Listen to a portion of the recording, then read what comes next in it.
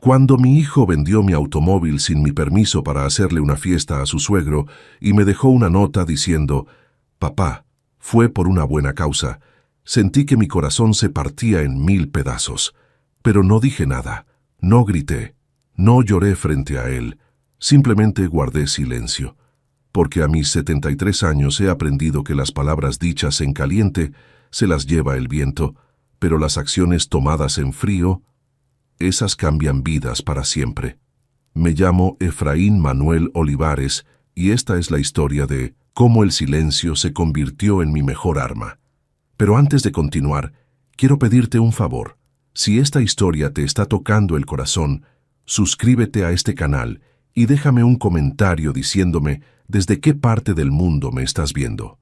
Me encanta saber que hay personas como tú del otro lado de la pantalla.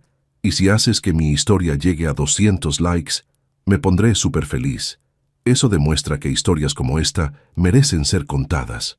Ahora sí, déjame llevarte a ese día que marcó el punto de no retorno en mi vida. Era un martes por la mañana. El sol apenas comenzaba a colarse por las ventanas de mi pequeña casa en las afueras de Guadalajara, cuando desperté con esa sensación extraña que te invade cuando algo no está en su lugar. Me levanté despacio. Mis rodillas ya no son las de antes, y me dirigí a la cocina para preparar mi café de siempre. Fue entonces cuando lo vi, un papel doblado sobre la mesa del comedor, una nota escrita con la letra apresurada de mi hijo Roberto. Mis manos temblaron antes siquiera de abrirla. Un presentimiento oscuro me recorría el pecho. Desdoblé el papel y leí: «Papá, tuve que vender tu carro. El suegro de Laura cumplía 60 años y queríamos hacerle algo especial. Fue por una buena causa. Ya sabes que don Gilberto es un hombre importante, no te preocupes, luego lo arreglamos. Roberto». Leí la nota una vez, 2 veces, 3 veces. Las palabras bailaban frente a mis ojos, pero mi mente se negaba a procesarlas. Mi carro, mi Nissan Suru 2015. ¿Qué había comprado con los ahorros de 5 años de trabajo? El mismo automóvil que me llevaba a mis citas médicas, al mercado, a visitar la tumba de mi difunta esposa cada domingo. Caminé hacia la ventana. El espacio donde siempre estacionaba mi vehículo estaba vacío. Solo quedaba una mancha de aceite sobre el concreto como una herida abierta. No era la pérdida del carro lo que me destrozaba. Era la forma, el descaro, la frialdad de esa nota. Fue por una buena causa. ¿Una buena causa? Hacer una fiesta para el suegro de su esposa era mejor causa que el respeto hacia su propio padre, que pedirme permiso, que al menos tener la decencia de consultarme. Me dejé caer en la silla del comedor, aún sosteniendo esa nota maldita entre mis dedos. Y en ese momento, en ese preciso instante, algo se rompió dentro de mí. No fue un quiebre ruidoso, sino silencioso, como cuando una rama seca finalmente cede después de años soportando demasiado peso. Pero no lloré. No llamé a Roberto gritando. No marqué su número 20 veces exigiendo explicaciones. Me quedé ahí en silencio, mientras una decisión comenzaba a formarse en lo más profundo de mi ser. Una decisión que cambiaría todo. Para entender por qué ese momento me marcó tan profundamente, necesitas conocer de dónde vengo. Necesitas saber quién es Efraín Manuel Olivares y qué ha tenido que atravesar para llegar hasta aquí. Nací en 1952, en un pueblo pequeño del estado de Jalisco, tan pequeño que ni siquiera aparece en la mayoría de los mapas. Mi padre era campesino y mi madre vendía tamales en el mercado. Éramos 7 hermanos y la comida nunca alcanzaba para todos. Aprendí desde niño que en esta vida nadie te regala nada y que el trabajo duro es la única moneda que vale la pena. A los 14 años dejé la escuela para ayudar a mi familia. Trabajé en el campo, en construcción, en lo que fuera necesario. Cuando cumplí 22, conocí a Remedios, la mujer que se convertiría en mi esposa y en el amor de mi vida. Nos casamos en 1975, con lo poco que teníamos. Yo había ahorrado para comprarle un anillo sencillo de plata, y ella usó el vestido de novia de su hermana mayor. La fiesta fue en el patio de la casa de mis suegros, con pozole hecho por las tías y música de un primo que tocaba la guitarra. No teníamos nada, pero lo teníamos todo. 2 años después, nació Roberto, mi hijo, mi primogénito, mi alegría más grande. Recuerdo que cuando el doctor me lo puso en brazos por primera vez en ese hospital público de Guadalajara, hice una promesa silenciosa. Este niño tendría todo lo que yo nunca tuve. Estudiaría, tendría oportunidades, no conocería el hambre ni la humillación. Y cumplí esa promesa. Trabajé doble turno en una fábrica textil durante años. Remedios lavaba ropa ajena para sacar un poco más de dinero. Vivíamos en un cuartito alquilado donde apenas cabíamos los 3. Pero Roberto siempre tuvo sus útiles escolares completos, sus zapatos nuevos cada año, su uniforme limpio y planchado. Cuando Roberto tenía 8 años, Remedios comenzó a sentirse mal. Al principio pensamos que era cansancio, pero los dolores fueron empeorando. Después de meses de estudios en el Seguro Social, llegó el diagnóstico que nos destrozó: cáncer de ovario, etapa avanzada. Vendimos todo lo que teníamos de valor para pagar los tratamientos que el seguro no cubría. Remedios luchó como una guerrera durante 2 años, pero el 3 de marzo de 1987, mientras yo le sostenía la mano, mi esposa cerró los ojos para siempre. Roberto tenía apenas 10 años cuando se quedó sin madre. A partir de ese día fui padre y madre. Cocinaba, lavaba, planchaba, ayudaba con las tareas y seguía trabajando jornadas agotadoras para que no nos faltara nada. Hubo noches en que caía rendido en la cama sin siquiera cenar, pero me levantaba al día siguiente porque mi hijo me necesitaba. Cuando Roberto entró a la secundaria, conseguí un mejor trabajo en una empresa de transportes. Ya no hacía labor física tan pesada, pero las horas seguían siendo largas. Aún así, nunca falté a sus festivales escolares, a sus partidos de fútbol los sábados, a las juntas con sus maestros. Vi a mi hijo crecer. Lo vi convertirse en un joven trabajador, responsable. Se graduó de la preparatoria, el primero en nuestra familia en lograrlo, y luego estudió administración de empresas en una universidad pública. Yo pagué cada inscripción, cada libro, cada pasaje de autobús. Sentía que todos mis sacrificios habían valido la pena. Roberto consiguió un buen trabajo en una empresa de importaciones. Se compró su propio carro. Comenzó a vestirse bien, a frecuentar lugares que yo nunca había pisado. Me sentía orgulloso. Mi hijo había logrado lo que yo soñé para él, una vida mejor. Luego conoció a Laura. Era una chica de buena familia, hija de empresarios. Al principio me dio gusto que Roberto hubiera encontrado a alguien. Se casaron en 2018 en un salón elegante. Yo me sentí un poco fuera de lugar entre tanta gente bien vestida, pero era la boda de mi hijo, y ahí estaba yo con mi único traje sonriendo en las fotos. Durante los primeros meses todo pareció normal. Roberto me visitaba, me llevaba al doctor cuando era necesario, me llamaba por teléfono. Pero poco a poco, las cosas comenzaron a cambiar. En 2020, después de años de ahorrar cada peso, finalmente cumplí un sueño. Compré mi primer automóvil propio, un Nissan Tsuru 2015, usado, pero en buenas condiciones. Le había puesto mi corazón a ese carro. Lo lavaba cada domingo, lo cuidaba como un tesoro. Representaba mi independencia, mi esfuerzo, mi dignidad de hombre que a pesar de su edad seguía siendo capaz de valerse por sí mismo. Ese carro significaba que ya no tenía que pedirle favores a nadie para ir al doctor, que podía visitar la tumba de Remedios cuando quisiera, que podía hacer mis compras sin depender del camión urbano. Era mucho más que un vehículo, era mi libertad. Y Roberto lo sabía.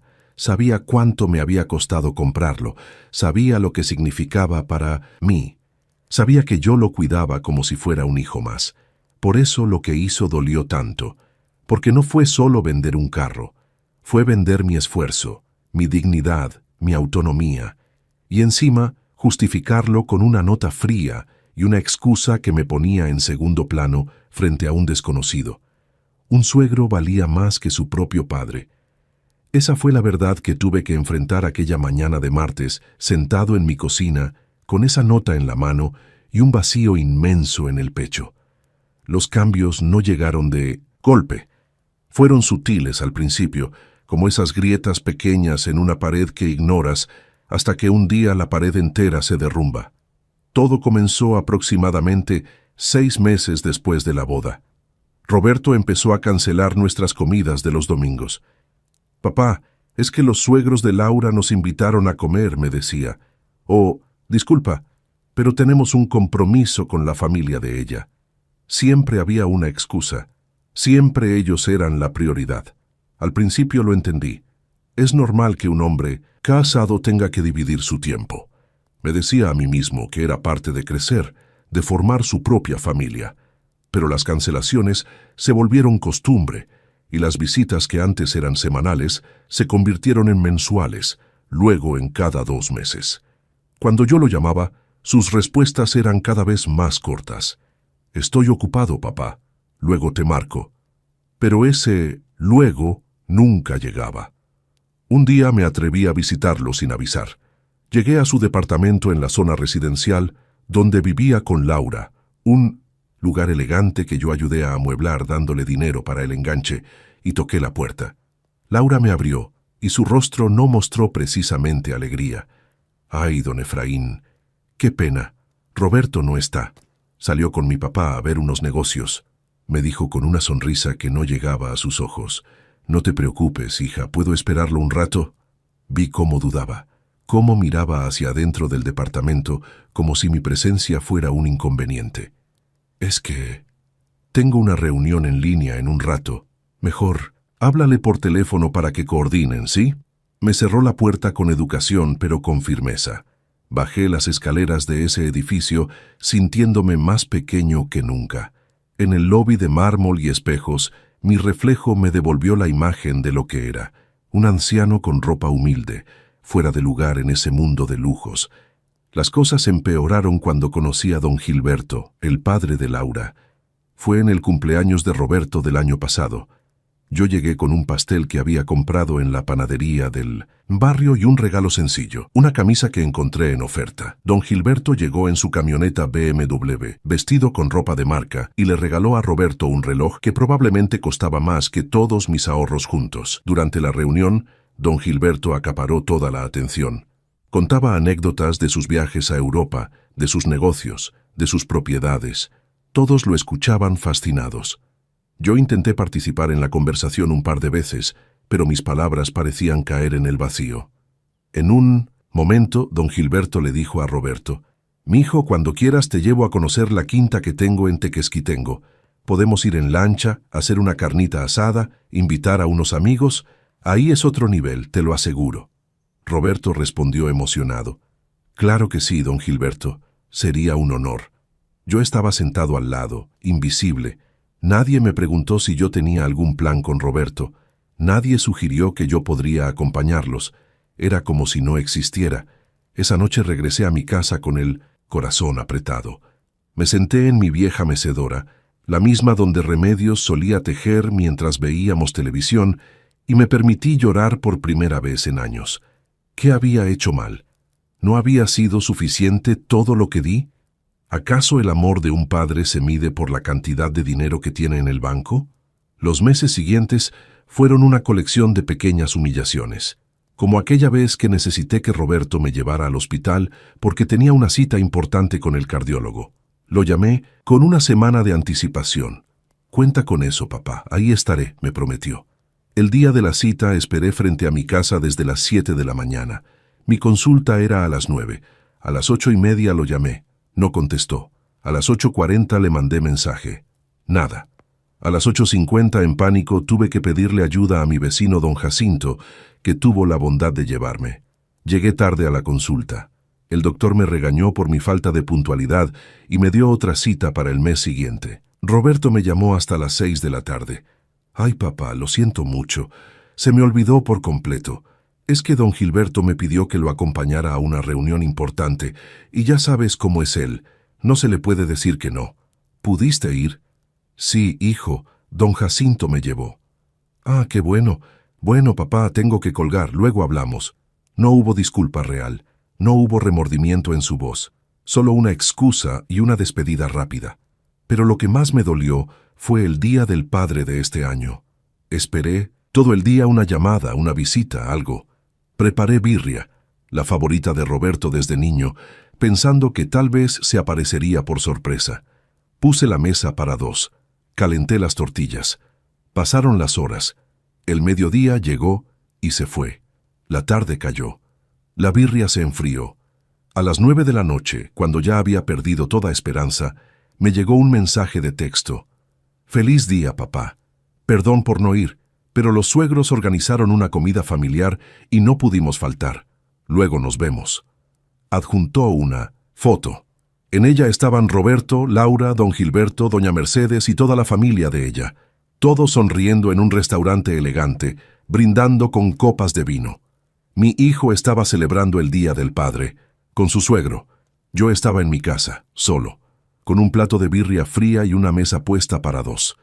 Esa noche guardé la comida en el refrigerador y me fui a dormir sin cenar. No por falta de hambre, sino porque tenía un nudo en la garganta que no me dejaba tragar. Me quedé mirando el techo durante horas, preguntándome en qué momento perdí a mi hijo, en qué momento dejé de ser importante, en qué momento me convertí en el padre incómodo, el que estorbaba, el que no estaba a la altura de la nueva familia de Roberto. Pero nunca, ni en mis peores pensamientos, imaginé que lo siguiente que haría sería vender mi carro sin mi permiso. Eso fue cruzar una línea que no debió cruzarse jamás. Después de leer esa nota, me quedé sentado en mi cocina durante más de una hora. El café que había preparado se enfrió en la taza. El reloj de pared marcaba el paso del tiempo con su tic-tac monótono, pero yo estaba congelado en ese momento. Fue por una buena causa. Esas palabras retumbaban en mi cabeza como campanas de iglesia un día de funeral. Finalmente, con las manos temblorosas, marqué el número de Roberto. Tenía que escucharlo de su propia voz. Necesitaba una explicación que le diera sentido a lo incomprensible. El teléfono sonó 5 veces antes de que contestara. Bueno, su voz sonaba despreocupada, normal. «Roberto, soy yo, tu papá». «Ah, papá, ¿ya viste la nota?» La frialdad de su tono me atravesó como un cuchillo. «Sí, la vi. Roberto, ¿cómo pudiste vender mi carro sin preguntarme? Es mi carro, hijo. Lo compré con mis ahorros, con mi esfuerzo». Hubo un silencio breve al otro lado de la línea. Luego, un suspiro de impaciencia. «Papá, era necesario. Mira, don Gilberto cumplía 60 años y Laura quería hacerle algo especial. Ya sabes cómo es ella con su papá. Es un hombre muy importante. Tiene muchas relaciones y queríamos quedar bien. La fiesta costó mucho dinero. ¿Y mi carro? ¿Cuánto te dieron por él?» 70,000 pesos. Un conocido del suegro lo compró. Le di buen precio porque necesitábamos el dinero rápido. 70,000 pesos. Mi carro valía al menos 100,000 en el mercado. Lo había vendido barato, apurado, sin siquiera intentar conseguir un mejor comprador. «Roberto, ese carro era mío. Yo lo necesito para ir al doctor, para mis cosas». «¿Cómo? Voy a moverme ahora». «Papá, puedes usar el transporte público. Mucha gente lo hace. Además, ya no estás para andar manejando tanto. A tu edad es hasta peligroso». Cada palabra era una bofetada. ¿A mi edad? Tengo 73 años. No soy inválido. Y ese carro me costó 5 años de ahorros. No tenías derecho. «Papá, no te pongas dramático». Su voz ahora tenía un tono de molestia. «Fue por una buena causa. La familia de Laura es muy importante para nosotros. Don Gilberto me está ayudando. Mucho en el trabajo, me está abriendo puertas. Teníamos que hacer esa inversión en la relación». «¿Inversión? ¿Con mi carro? ¿Sin consultarme?» «Mira, papá, yo tengo las llaves de tu casa para emergencias. Tú me las diste. Los papeles del carro estaban en el cajón de tu escritorio. Era la única forma de conseguir el dinero a tiempo. Ya está hecho. Cuando tenga dinero extra, vemos qué podemos hacer. Pero ahorita no es posible». «¿Cuándo vas a reponerlo?» Otra pausa. «Papá, no puedo prometerte. Algo así ahorita. Laura y yo tenemos muchos gastos. Estamos pensando en comprar una casa más grande. Los suegros nos van a ayudar con el enganche, pero tenemos que ahorrar para los muebles, para la decoración». No podía creer lo que estaba escuchando. Estaba hablando de casas, de muebles, de sus planes con su esposa y sus suegros, mientras a mí me había dejado sin transporte, sin dignidad, sin ni siquiera una consulta previa. «Roberto, ¿Te das cuenta de lo que hiciste? No solo me quitaste mi carro, me quitaste mi independencia, me hiciste sentir como si mis cosas, mi esfuerzo, mi vida entera valieran menos que una fiesta para tu suegro. Ay, papá, siempre tan exagerado. Ahora su tono era definitivamente molesto. Nadie te está faltando al respeto. Fue una situación extraordinaria. Don Gilberto es un hombre que merece reconocimiento. Ha hecho mucho por Laura, por su familia. Es justo que nosotros le retribuyamos. ¿Y yo? ¿Yo qué soy? ¿No he hecho nada por ti? Papá, eso es diferente. Tú eres mi papá, es tu obligación. Así son las cosas. Esas palabras me dejaron sin aliento. Obligación. Todo lo que hice por él, los turnos dobles, las noches sin dormir, los sacrificios, las comidas que me salté para que él comiera, los años que dediqué a ser padre y madre, todo eso era simplemente obligación. Pero hacer una fiesta lujosa para su suegro era una buena causa. Mira, papá, tengo que colgar. Estamos en casa de los suegros terminando de ordenar después de la fiesta de ayer. Estuvo increíble, vinieron como 200 personas. Don Gilberto estaba felicísimo. Hasta hubo mariachi y... No quise escuchar más. Colgué el teléfono. Me quedé ahí, sentado, con el teléfono en la mano, sintiendo cómo algo dentro de mí se apagaba definitivamente. Esa tarde, por primera vez, caminé hacia el pequeño altar que tengo en mi recámara. Ahí están las fotos de Remedios, una veladora, un rosario. Me arrodillé, a pesar del dolor en mis rodillas, y le hablé como si ella pudiera escucharme. Remedios, mi amor, creo que fracasé. Criamos a un hijo que no nos valora, que prefiere quedar bien con extraños antes que respetar a su padre. No sé en qué momento lo perdimos, pero lo perdimos. Lloré frente a ese altar. Lloré por primera vez desde el día en que ella murió.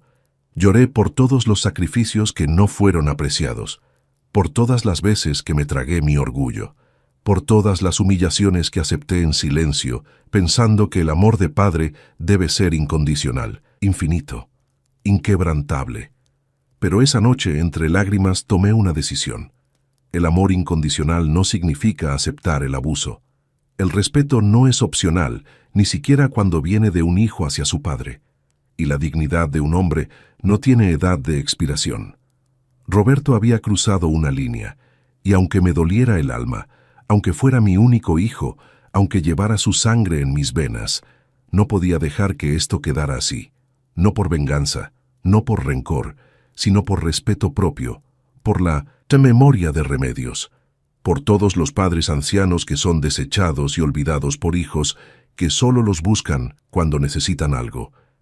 Me sequé las lágrimas, me puse de pie, y por primera vez en meses sentí algo que había olvidado: determinación. Roberto había dicho que yo era su obligación. Muy bien, entonces era momento de que él entendiera que las obligaciones funcionan en ambas direcciones y que las acciones tienen consecuencias. Los días siguientes a esa conversación con Roberto fueron extraños, silenciosos, pero no el silencio vacío de la derrota, sino el silencio denso de quien está tomando decisiones importantes. No volví a llamarlo, no le reclamé más, no busqué explicaciones adicionales ni súplicas de perdón que sabía que nunca llegarían. Simplemente me dediqué a pensar y a actuar. La primera noche, después de colgar el teléfono, no pude dormir.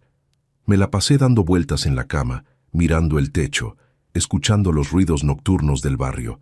Pero mi mente estaba trabajando a toda velocidad. Pensé en mi vida entera, en Remedios, en los sacrificios, en las promesas que le hice a mi esposa en su lecho de muerte. Voy a cuidar a nuestro hijo, voy a darle lo mejor, voy a asegurarme de que sea un buen hombre. ¿Había fallado? ¿O simplemente había amado demasiado y exigido muy poco? Al amanecer tomé una decisión clara. No iba a gritar, no iba a hacer escándalos, no iba a mandar mensajes dramáticos ni a buscar confrontaciones. Eso no era mi estilo, y además ya había aprendido que las palabras se las lleva el viento, pero los hechos quedan grabados para siempre. Esa misma mañana, Pedí ayuda a mi vecino don Jacinto para que me llevara al centro de la ciudad. Tenía asuntos que resolver. Primera parada, el despacho del licenciado Méndez, un abogado que conocía desde hacía años. Era hijo de un antiguo compañero de trabajo y me había ayudado con trámites legales en el pasado. Don Efraín, qué gusto verlo. ¿En qué puedo ayudarle? Me recibió con calidez en su pequeña oficina. Me senté frente a su escritorio y fui directo al grano. Licenciado, necesito hacer algunos cambios en mis papeles, en mi testamento específicamente. Me miró con atención profesional. Claro, don Efraín. ¿Qué tipo de cambios tiene en mente? Durante la siguiente hora le expliqué mi situación, no con dramatismo, sino con hechos. Le conté sobre la venta del carro, sobre los años de distanciamiento, sobre el desprecio gradual. El licenciado escuchaba, tomaba notas, asentía con comprensión. Entiendo perfectamente, don Efraín, y está en todo su derecho de disponer de su patrimonio como mejor le parezca. Déjeme revisar su testamento actual y le preparo uno nuevo con las modificaciones que desea. También le pedí que revisara otros documentos, las escrituras de mi casa, mis cuentas bancarias, mis pólizas de seguro. Todo debía estar en orden para lo que venía. ¿Cuánto tiempo necesita, licenciado? Dame una semana. Voy a preparar todo impecable. Y don Efraín, me parece que está tomando una decisión valiente y necesaria. Salí de esa oficina sintiéndome extrañamente ligero, como si un peso enorme comenzara a levantarse de mis hombros. Segunda parada, el banco. Ahí solicité hablar con la gerente. Le expliqué que necesitaba hacer algunos movimientos en mis cuentas, cambiar beneficiarios, actualizar información, asegurarme de que todo estuviera bajo mi control absoluto. La gerente, una mujer profesional y amable, me ayudó con todos los trámites. Don Efraín, todo está listo. Sus cuentas están completamente bajo su control. Nadie más tiene acceso ni autorización para movimientos. Perfecto. Eso era exactamente lo que necesitaba. Durante esos días, Roberto no llamó ni una sola vez, ni para preguntar cómo estaba, ni para saber cómo me movía sin carro, ni para ofrecer siquiera llevarme al mercado. Nada. Su silencio me confirmó algo que ya sabía, pero que me dolía aceptar. Yo solo existía para él cuando me necesitaba para algo. Fuera de eso era invisible. Una tarde, mientras organizaba papeles viejos en mi escritorio, encontré una caja de metal que no abría desde hacía años. Dentro estaban fotos antiguas, cartas, recuerdos. Ahí estaba la foto de Roberto en su graduación de la universidad. Yo estaba a su lado, los dos sonriendo. En el reverso él había escrito con su puño y letra: «Gracias, papá, por todo. Nunca te voy a fallar. Te amo». También encontré dibujos que Roberto me hizo cuando era niño. Uno en particular me hizo llorar. Un dibujo en crayola donde aparecíamos los dos de la mano, con un sol amarillo arriba y la frase: «Mi papá es el mejor del mundo». ¿Qué había pasado con ese niño? ¿En qué momento el amor sincero se convirtió en indiferencia? ¿En qué momento yo dejé de ser el mejor del mundo para convertirme en una obligación molesta? Guardé las fotos de nuevo en la caja, no con amargura, sino con tristeza, con nostalgia por algo que alguna vez fue hermoso y ahora estaba roto.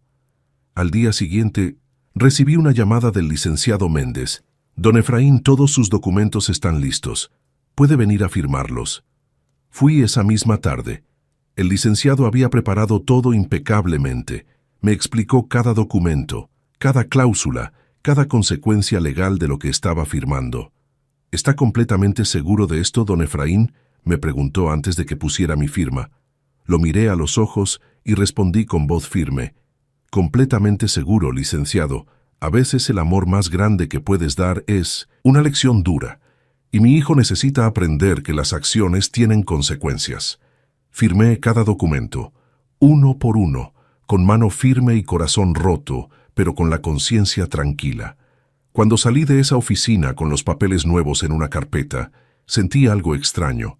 No era felicidad, no era venganza, era algo más profundo, era recuperar mi dignidad. Durante toda esa semana mantuve mi rutina normal, caminaba al mercado, aunque me cansara más sin el carro. Iba a mis citas médicas en 1900. Transporte público. aunque me tomara el triple de tiempo. Visitaba la tumba de Remedios, aunque tuviera que pedirle aventones a los vecinos. Y cada dificultad, cada incomodidad, cada momento en que extrañaba mi carro, me recordaba por qué estaba haciendo lo que estaba haciendo. Una noche, me senté en mi mecedora con una taza de té de manzanilla y le hablé a la foto de Remedios que tengo en la sala. Mi amor, sé que tal vez no aprobarías lo que estoy haciendo. Sé que dirías que es mi hijo, que la sangre es sangre, que hay que perdonar siempre. Pero también te acuerdas de lo que me decías. Efraín, enseñar con amor no significa permitir el abuso. Educar es también poner límites. Pues bien, mi reina, después de 73 años de vida, finalmente voy a poner un límite. No por odio, no por venganza, sino porque si no lo hago, estaré permitiendo que mi hijo se convierta en alguien que tú y yo nunca hubiéramos querido que fuera. El viernes de esa semana, exactamente 7 días después de encontrar aquella nota sobre mi mesa, recibí un mensaje de Roberto. Papá, el domingo vamos a comer a casa de los suegros. Don Gilberto preguntó por ti. Si quieres, pasa por ti. Leí el mensaje 3 veces. La ironía era casi cómica. Ahora sí se acordaba de mí. Ahora sí me invitaban. Probablemente don Gilberto había preguntado por educación, o tal vez Laura le había dicho que se vería mal no invitar al papá de Roberto. Respondí con un mensaje corto. Gracias, hijo, pero tengo otros planes. Disfruten la comida. No hubo respuesta. Esa noche dormí mejor que en semanas, porque sabía que el lunes, cuando Roberto llegara a mi casa como lo hacía ocasionalmente cuando necesitaba algo, las cosas ya nunca serían iguales. Las piezas estaban en su lugar, los documentos estaban firmados. La decisión estaba tomada. Y aunque me doliera el alma, aunque cada fibra de mi ser de padre gritara que diera marcha atrás, sabía que tenía que hacerlo. Por mí, por Remedios, por todos los padres del mundo, que merecen respeto. El domingo pasó lento. Yo me quedé en casa, preparé algo sencillo de comer, vi televisión, descansé y esperé, porque sabía que lo que venía cambiaría todo para siempre. El lunes llegó con un cielo despejado y un sol brillante que contrastaba con la tormenta que estaba por desatarse. A las 10 de la mañana, como si el destino hubiera conspirado, escuché un carro estacionarse frente a mi casa. Miré por la ventana y vi el auto de Roberto. Venía solo. Salió del vehículo con 1900 años, esa actitud despreocupada que tanto me había dolido últimamente. Traía puesta ropa casual elegante, una camisa de marca, jeans que probablemente costaban más que mi presupuesto de comida de todo un mes. Tocó a la puerta. Respiré profundo, me acomodé la camisa y abrí. «Hola, papá, ¿cómo estás?», me saludó con una sonrisa superficial, entrando sin esperar invitación. «Bien, hijo, pasa». Se sentó en la sala como si nada. Miró alrededor con esa mirada que últimamente había desarrollado. Una mirada que evaluaba, que comparaba, que encontraba mi humilde casa pequeña e insuficiente. «Oye, papá, venía a platicar contigo sobre algo importante». «Dime». «Pues mira, Laura y yo estamos pensando seriamente en comprar esa casa nueva que te comenté. Es una oportunidad increíble. Está en una privada muy exclusiva cerca de donde viven los suegros. Tiene 4 recámaras, jardín, 2 lugares de estacionamiento». Lo escuchaba hablar, pero yo sabía a dónde iba esto. Y bueno, don Gilberto nos va a ayudar con una parte del enganche, pero todavía nos falta. Entonces estaba pensando que tú podrías... Hizo una pausa, buscando las palabras correctas. Podrías ayudarnos también. Digo, esta casa es tuya, pero es muy grande para ti solo. Podrías venderla, irte a un departamento más pequeño, algo más manejable para tu edad, y con el dinero que sobre nos ayudas. Total, cuando Laura y yo tengamos la casa nueva, ahí vas a tener tu espacio siempre que lo necesites. Ahí estaba, la verdadera razón de su visita. No venía a disculparse por el carro, no venía a preguntarme cómo estaba sobreviviendo sin transporte, no venía a ver si necesitaba algo, venía a pedirme que vendiera la casa que construí con Remedios, la casa donde crié a mi hijo, la casa llena de recuerdos y vida, para financiar su nueva vida con su esposa y su suegro. ¿Y qué opinas, papá? Es una buena inversión para todos. Tú estarías más cómodo en algo pequeño, sin tanto que mantener, y nosotros podríamos finalmente tener el patrimonio que merecemos. Me quedé mirándolo en silencio durante unos segundos que parecieron eternos. Roberto, comencé con voz calmada, tengo algo que mostrarte.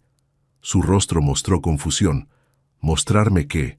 Me levanté despacio de mi silla, fui a mi habitación y regresé con la carpeta que había traído del despacho del licenciado Méndez. Me senté frente a él y puse la carpeta sobre la mesita de centro. ¿Qué es eso?, preguntó con cierta impaciencia. Son documentos legales. Documentos que firmé la semana pasada. Abrí la carpeta y saqué el primer documento, mi Nuevo Testamento. Este es mi testamento actualizado. Como verás, he hecho algunos cambios importantes. Roberto tomó el documento con curiosidad. Comenzó a leerlo. Vi cómo sus ojos se movían sobre las palabras, cómo su expresión cambiaba gradualmente de confusión a incredulidad y finalmente a shock. ¿Qué es esto, papá? Su voz había perdido toda la seguridad anterior. Es muy simple, hijo. Como verás ahí, he decidido que, cuando yo muera, esta casa, la casa que tú querías que vendiera, no será para ti. Será donada a una organización de beneficencia que ayuda a ancianos abandonados. Mis ahorros, lo poco que tengo en el banco, también irán para esa causa. Tú no heredarás absolutamente nada. Roberto se puso pálido.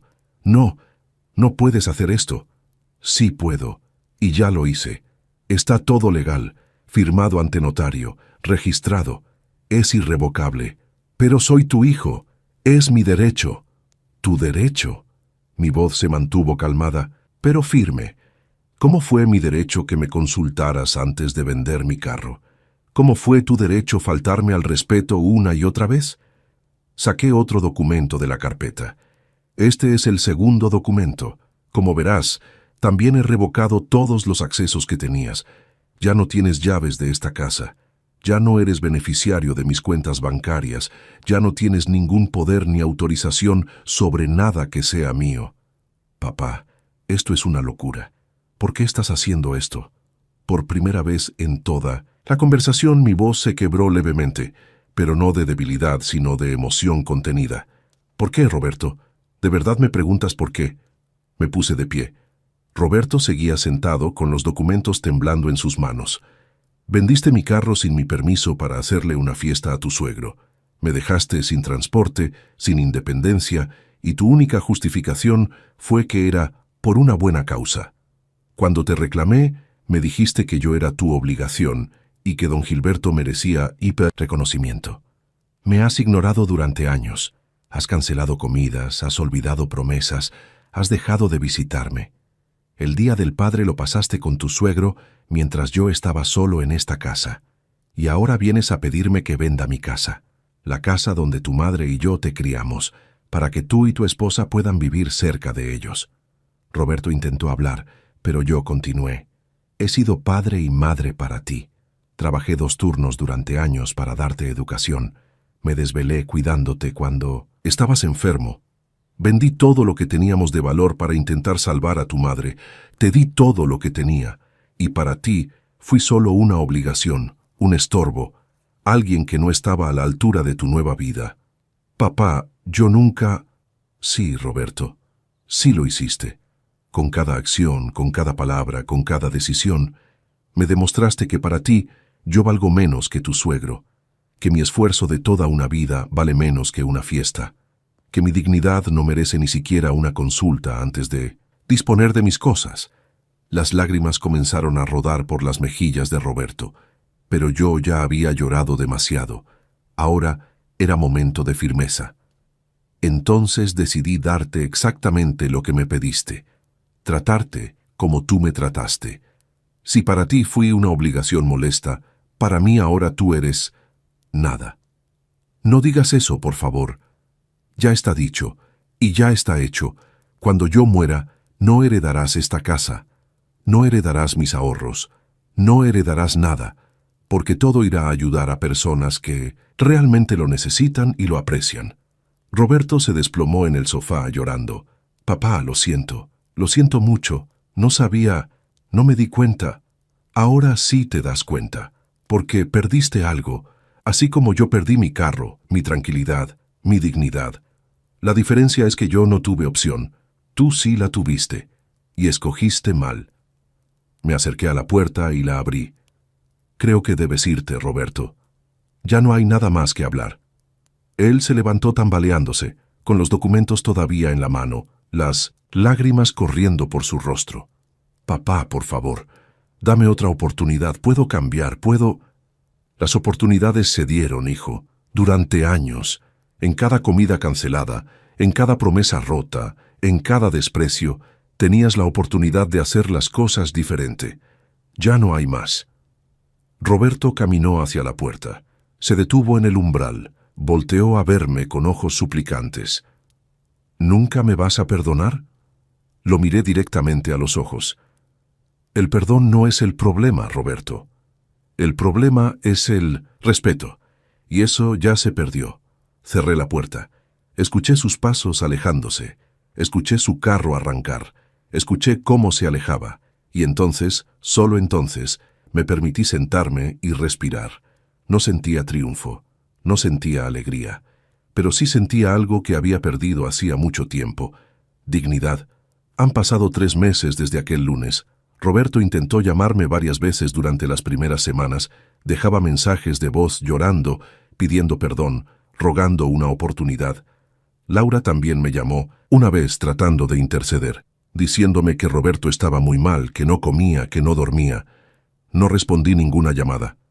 No por crueldad, sino porque sabía que si cedía, si abría esa puerta aunque fuera una rendija, todo volvería a ser como antes. Y yo no podía permitirlo. Hace un mes Roberto se apareció en mi casa sin avisar. Tocó la puerta durante 20 minutos. Yo estaba adentro escuchando, pero no abrí. Eventualmente se fue. 2 semanas después me llegó una carta por correo. Era de su puño y letra. En ella me contaba que había terminado su relación con don Gilberto y su familia política, que se había dado cuenta de que había estado viviendo una mentira, tratando de impresionar a gente que solo lo valoraba por lo que podía darles. Decía que había entendido la lección, que ahora comprendía el dolor que me causó, que lamentaba profundamente cada decisión equivocada. La carta terminaba con una frase: «Papá, perdí mucho más que una herencia. Perdí al mejor hombre que he conocido, y eso no tiene precio». Guardé la carta en la caja de metal donde están las fotos antiguas, los dibujos de cuando era niño, los recuerdos de lo que alguna vez fuimos. ¿Lo he perdonado? Sí. En mi corazón ya lo perdoné, porque el rencor solo envenena al que lo carga. ¿Voy a cambiar mi testamento y devolverle todo? No. Y aquí está la parte importante de mi historia, la razón por la que quise contarla. Perdonar no significa olvidar las consecuencias. Amar a un hijo no significa permitir que te falte al respeto. Ser padre no significa ser un esclavo emocional de tus hijos. A mis 73 años he aprendido algo fundamental. La dignidad no tiene edad. El respeto no es negociable, y el amor verdadero a veces significa dejar que las personas enfrenten las consecuencias de sus acciones, porque solo así pueden crecer. ¿Me duele? Todos los días. Roberto es mi único hijo, mi sangre, mi legado. Pero también he descubierto algo hermoso en estos meses de soledad. He recuperado mi paz. Ya no espero llamadas que no llegan. Ya no me siento invisible. Ya no cargo con la ansiedad de preguntarme si valgo menos que otras personas. He hecho nuevos amigos en el centro comunitario del barrio. Don Jacinto y yo jugamos dominó 2 veces por semana. Me uní a un grupo de lectura en la biblioteca. Ayudo como voluntario en el comedor comunitario los jueves. Con los ahorros que tengo destinados para mí, porque no todo va para la organización de beneficencia, dejé algo para vivir dignamente. Mis últimos años. Me compré una bicicleta adaptada para personas mayores. Ya no necesito el carro. Pedaleo despacio por el barrio. Saludo a los vecinos. Voy al mercado. Y cada domingo sigo visitando la tumba de Remedios. Ahora voy en mi bicicleta. Me toma más tiempo, pero disfruto el camino. Le hablo, le cuento lo que pasó. Y estoy seguro de que ella, desde donde esté, entiende mi decisión. Mi amor, le dije el domingo pasado, sé que criamos a Roberto con todo nuestro amor, pero también sé que parte de amarlo es enseñarle que la vida tiene consecuencias, que el respeto se gana y se pierde, y que ningún hijo, por más sangre que comparta contigo, tiene derecho a pisotear tu dignidad. Si estás viendo esta historia y tienes padres, abuelos, personas mayores en tu vida, valóralos. No esperes a que sea demasiado tarde. No des por sentado su amor, su sacrificio, su presencia. Y si eres un padre o madre que está pasando por algo similar, recuerda que tu vida, tu esfuerzo, tu dignidad, tienen valor. No permitas que nadie, ni siquiera tus propios hijos, te haga sentir lo contrario. El respeto es la base de cualquier relación sana, incluso entre padres e hijos. Mi nombre es Efraín Manuel Olivares. Tengo 73 años. Mi hijo vendió mi carro para hacerle una fiesta a su suegro, y yo le enseñé que las acciones tienen consecuencias. No me arrepiento, porque después de todo, la lección más grande que puedes darle a alguien que amas es enseñarle a valorar lo que tiene. Incluso si eso significa que te pierda a ti. Esta es mi historia, mi verdad, mi lección. Y si te llegó al corazón, compártela. Porque en algún lugar hay un padre esperando respeto y un hijo que necesita despertar antes de que sea demasiado tarde. Gracias por escucharme. Y recuerda, nunca es tarde para defender tu dignidad. ¿Te gustó la historia? Suscríbete al canal y descubre muchos otros relatos impactantes.